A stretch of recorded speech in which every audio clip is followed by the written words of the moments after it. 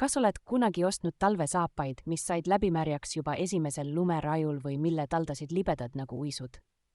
Täna õpetame sulle, kuidas valida talvesaapad, mis hoiavad su jalad soojas ja kuivas, isegi kõige karmimates talvetingimustes. Esimene ja kõige tähtsam aspekt on tald, otsi saapaid, millel on sügav mustriga tald ja spetsiaalne talvekumm, mis ei muutu külmaga jäigaks.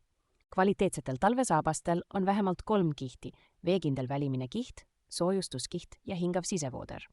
Vali saabaste suurus õhtul, sest jalad on siis pisut turses ja jätta kindlasti ruumi paksule sokile. Pikenda saabaste eluiga regulaarse hooldusega, puhasta need peale iga kandmist ja töötle kord kuus veekindlust andva vahendiga.